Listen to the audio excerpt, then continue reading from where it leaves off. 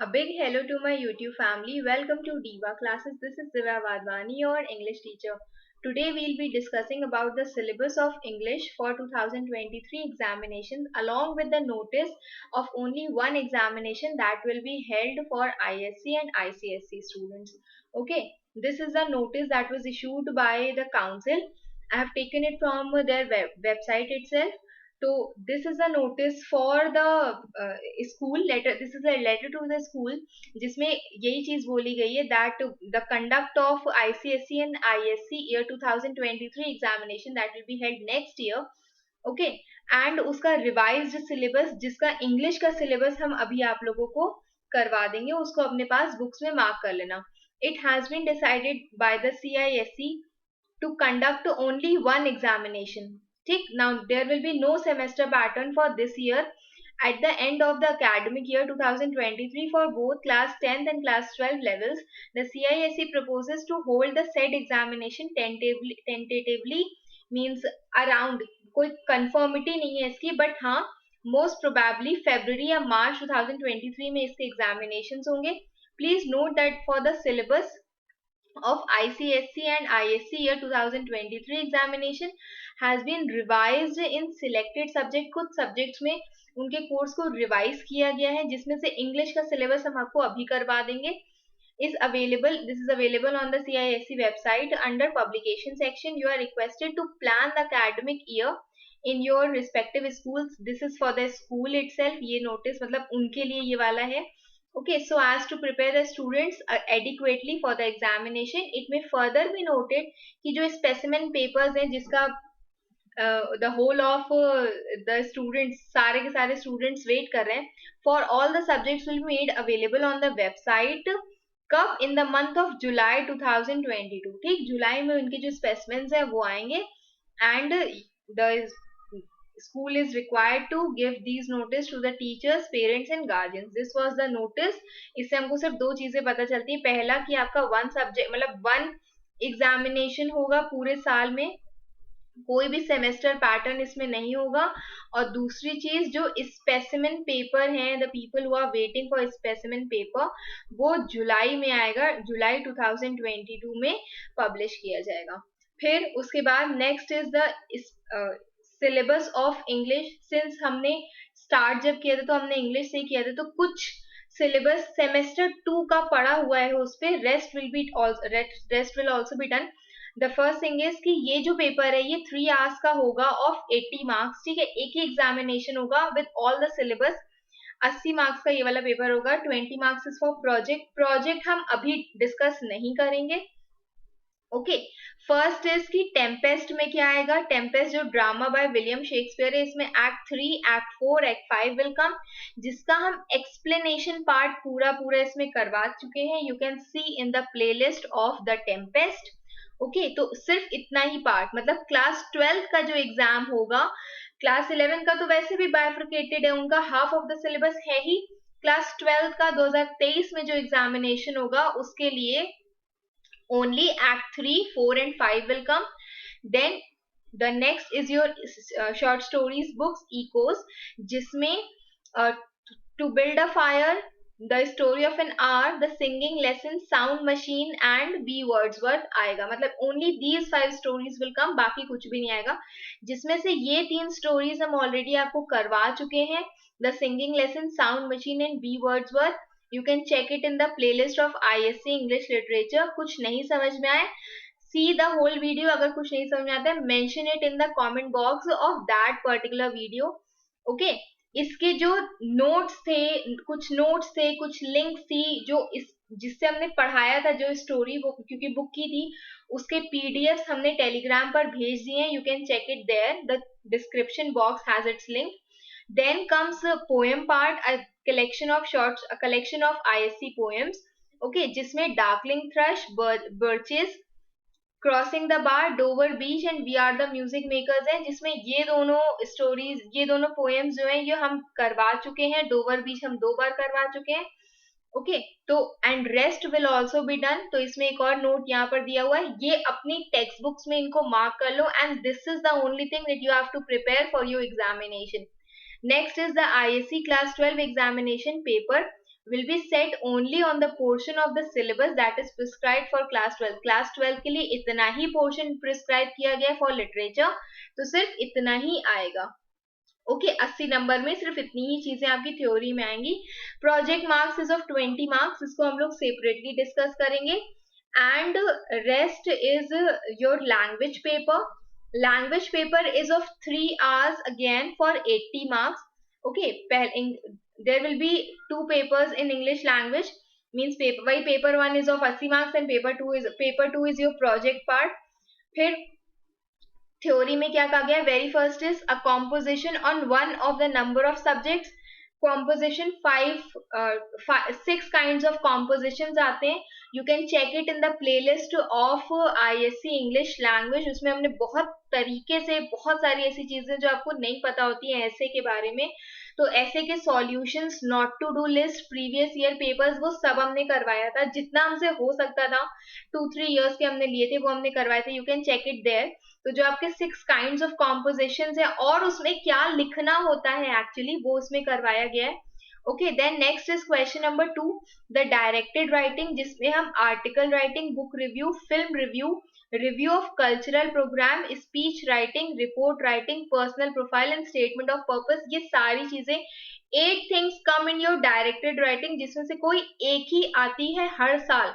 2022 का जो पेपर हुआ था, 2022 में रिपोर्ट राइटिंग आई थी, जिसका solution I will post it soon. Okay, तो रिपोर्ट राइटिंग आई थी 2022 का. अभी जो पेपर हुआ था ऑन 26 April 2022. तो ये 8 थिंग्स होती हैं जो इसमें आती हैं. Article writing, book review, film review, review of cultural programme, speech writing, report writing, personal profile and statement of purpose, जिसमें अभी तक सबसे ज्यादा जो पूछा गया है वो खुद रिपोर्ट राइटिंग ही है. देन नेक्स्ट मतलब ये जो था ये वाला आपका पहले के पैटर्न के अकॉर्डिंग ये वाला आपका 20 मार्क्स का आता था. 10 मार्क्स की प्रपोजल आती थी, नहीं 15 मार्क्स का डायरेक्टेड राइटिंग आता था और 10 नंबर की प्रपोजल राइटिंग आती थी. प्रपोजल राइटिंग में it is based on a given situation. ये भी I have made 2 videos on it, you can see that also. इसमें एक इंट्रोडक्शन होता है, हेडिंग, ऑब्जेक्टिव्स होते हैं, list of measures to be taken और एक कंक्लूडिंग स्टेटमेंट होती है, इज डिजायरेबल. ओके, मतलब मार्किंग कंक्लूडिंग स्टेटमेंट की भी होती है. देन शॉर्ट आंसर क्वेश्चंस होते हैं to test the grammar, structure and usage, जिसमें नॉर्मली जो आपसे पूछा जाता है ग्रामर में वो आपसे ट्रांसफॉर्मेशन पूछा जाता है. मतलब अभी तक का जो पास्ट ईयर पैटर्न है हम वो बता रहे हैं. I am not seen semester 1 pattern, जब हम उसको देख लेंगे तो हम आपको और भी चीजें बताएंगे. ये हमने नहीं करवाया, this we will do. Transformation होता है इसमें, देन प्रेपोजिशन होता है इसमें. ओके, मतलब दीज आर द थिंग्स जिसपे आपको वर्क करना है. ट्रांसफॉर्मेशन में तो सारा पूरा का पूरा ग्रामर आता है, चाहे काइंड्स ऑफ सेंटेंसेस हो, एक्टिव पैसिव हो, डायरेक्ट इनडायरेक्ट हो, सिंपल कॉम्प्लेक्स सेंटेंसेस हो. ट्रांसफॉर्मेशन, प्रेपोजिशन एंड टेंसेस, ये 3 चीजें हैं जो मेनली आती हैं क्लास 12 के पेपर में टिल नाउ, मींस अभी तक का जितना भी पैटर्न होता है हम उसकी बात बता रहे हैं. Then comes comprehension, it is recommended, और उसके बाद कुछ रिकमेंडेशंस दी हुई हैं उसमें. जो क्वेश्चन थर्ड है, सी फर्स्ट क्वेश्चन जो आपका आता है that is the composition that will come. इसमें कोई भी चेंजेस नहीं हुए. वहां हो सकता है कि स्पेसिमन में ये वाला पार्ट जो है वो थोड़ा बहुत चेंज कर दें, लेकिन ऐसे चीजें सेम रहती हैं. Second is directed writing and proposal writing, जो एज इट इज आता है, ये आपने 11th में भी किया होगा. And next is question number 3, grammatical portion, जिसमें होता है पूरा का पूरा ग्रामर वाला, ग्रामर, फंक्शनल ग्रामर जिसमें होती है. And question number 4 is your comprehension, okay, जिसमें आपकी प्रेसी भी आती है. फिर क्या कहा गया क्वेश्चन नंबर 1 में, यू हैव मतलब 6 आपको कॉम्पोजिशन दिए जाएंगे, that is narrative, descriptive, reflective, argumentative, discursive topics and short story. Discursive topics होते हैं वो जो 1 word वाले होते हैं, जैसे फॉर एग्जांपल ये दे दिया फोटोग्राफी या फोटोग्राफ्स, तो ऐसे करके एक टॉपिक दे दिया तो वो आपके डिस्कर्सिव होते हैं, जिसमें you can write any of the things. Okay, और शॉर्ट स्टोरी होता है, ये 6 होते हैं, उसमें से कोई एक करना होता है. कॉम्पोजिशन की लेंथ आपकी 400 से 450 वर्ड्स की होती है। Main criteria is quality of the language employ, मतलब कि मार्क्स आपको किस चीज पर मिलते हैं, क्वालिटी ऑफ लैंग्वेज की आप कितनी अच्छे नाइसली चीजों को लिख रहे हो, range and appropriateness of vocabulary, जो वोकैबुलरी यूज होनी है वही लिख रहे हो कि नहीं, सेंटेंस स्ट्रक्चर होना चाहिए, प्रॉपर फॉर्मेशन होना चाहिए सेंटेंस का, syntax, correctness of grammatical constructions, punctuation and spelling. Okay, then the degree to which candidates have been successful in organizing the content of the composition as a whole and in individual paragraphs. पूरा ऐसे और टुकड़ों में जब आप paragraphs को divide करते हो तो उसमें आप हाउ कितनी नाइसली आप चीजों को लिख लेते हो उस पर भी आपको मार्किंग्स मिलती हैं इन essay writing. And the last, sorry, the next one is this is the directed writing. Directed writing, it is based on information and ideas provided. The required length is 300 words. मतलब directed writing आप लिखोगे वो 300 words की होगी. The range of the subjects, इसमें ये सारी चीजें आती है, article, book review, film review, review of cultural programs, speech writing, report writing, personal profile, statement of purpose. Then next is skills like जैसे कि selecting, amplifying, describing, presenting reasoned arguments. Rearranging and restating में be involve. इसका क्या मतलब है कि directed writing has no such format. आपको सिर्फ उसमें जो पॉइंट्स दिए हैं उसको आपको खींच करके इलेबोरेट करना है और डिफाइन करना है चीजों को. Candidates ability in the above skills including format. Format is just कि हाँ आपको ये सारी चीजें उसमें मेंशन करनी होती है, will be taken into account as well as their ability to handle language appropriately in the context of the given situation. कि obviously अगर आप past tense में अगर आप रिपोर्ट लिख रहे हो तो obviously वो past tense में जाएगी. Okay, ऐसे करके आपके sentence structure. और then next is proposal writing. Proposal writing should include introduction, objectives, list of measures to be taken. A concluding statement is desirable. The candidates will also be marked on the linguistic ability कि आपकी language कितनी अच्छी है when you write a proposal. Then next is question number 3 जो कि functional grammar पर आता है. Functional grammar वाला जो part है, all the items in this question are compulsory. Their number and type pattern may vary from year to year. इसी का क्या मतलब होता है कि हो सकता है कि इस साल काउंसिल आपको कुछ डिफरेंट चीज उसमें दे दे, नॉट नेसेसरीली जो इतने सालों से पैटर्न चलता आ रहा है वही रहेगा. They will consist of short answer, open completion items and other type which will test the candidates knowledge of the essential functional English grammar and structure. Only 2 or 3 types will be included in any one examination. जैसे कि अभी जो आता था उसमें मेरा जो सबसे पहला होता था वो टेंसेस वाला होता था. ठीक, उसके बाद मेरा एक और आता था वो, मतलब ये तो सबसे लास्ट में था, ट्रांसफॉर्मेशन. एक उसमें सबसे खतरनाक होता था प्रेपोजिशन, जिसमें आई हैव एवरेज कमांड. तो टेंसेस, प्रेपोजिशन एंड ट्रांसफॉर्मेशन, ये 3 चीजें थी जो अभी तक आती थी. हो सकता है कि इस बार ये चीज चेंज हो जाए. Then question number 4 is your comprehension, जिसमें 500 वर्ड्स का एक पैसेज आपको प्रोवाइड किया जाएगा.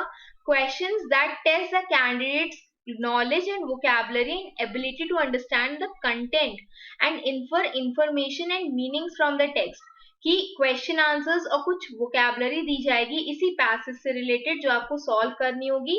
और उसके बाद a question that elicits the main idea of all or part of the passage, जिसमें कि प्रेसी होती है. ठीक, precis writing will be taken. In this part of the question candidates will be required to frame a summary keeping in view the word limit. Okay, मतलब अगर आपसे बोला है कि 100 नंबर की 100 वर्ड्स की आपको बनानी है तो आपको 100 ही वर्ड्स की बनानी है. आसपास नहीं है कि 90 से 120 हो जाएगा. वो 100 वर्ड्स है तो वो 100 ही रहने चाहिए. इन अ कोहेरेंट मैनर मीन्स एक लॉजिकल वे में, कि जैसे भी चीजें हो रही है वो इन सीक्वेंस हो रही है, उनको उस अकॉर्डिंग ऑर्गेनाइज करना है. आपके पूरे पैसेज का आपको एक हिस्सा दे दिया जाएगा that you have to solve in a precis writing, जिसमें आपको समरी लिखनी होती है. Okay, marks will be awarded for expression. Candidates' ability to summarize clearly in complete sentences. Marks will be deducted for linguistic errors. अगर आपकी language ability उसमें खराब हो रही है तो उसके लिए marks deduct होंगे.